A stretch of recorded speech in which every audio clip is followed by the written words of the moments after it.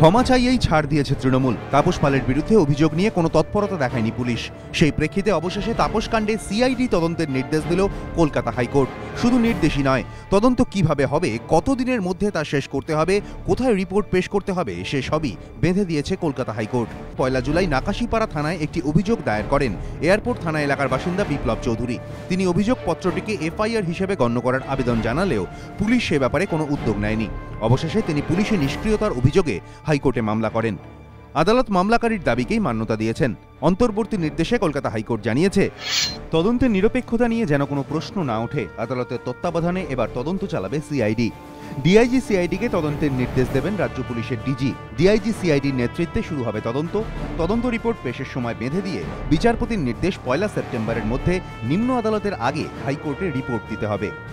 পাশাপাশি বিচারপতি দীপঙ্কর দত্ত এদিন নির্দেশ দিয়েছেন, আদালতের নির্দেশনামা হাতে পাওয়ার 72 ঘণ্টার মধ্যে নাকাশিপাড়া থানায় দায়ের হওয়া অভিযোগপত্রটিকে এফআইআর হিসেবে গণ্য করতে হবে।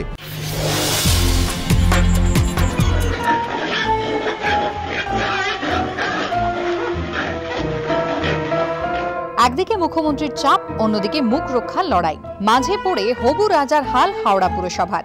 এনসেফ্যালাইটিস ঠেকাতে শুয়োরের জন্য মশারির ব্যবস্থা, জুতা আবিষ্কারের গবু মন্ত্রীর মতো ধুলো এড়াতে চামড়া দিয়ে পৃথিবী মোড়ার মতো দাওয়াই, উঠছে প্রশ্ন।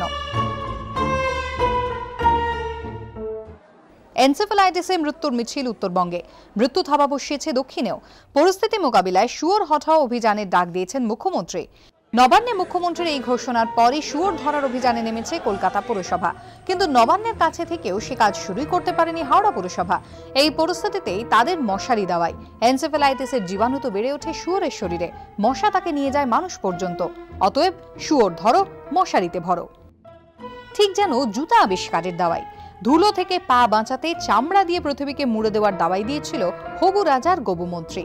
এনসেফ্যালাইটিস থেকে মানুষকে বাঁচাতে এবার শুয়োরকে মশারিতে রাখার সিদ্ধান্ত হাওড়া পুরসভার।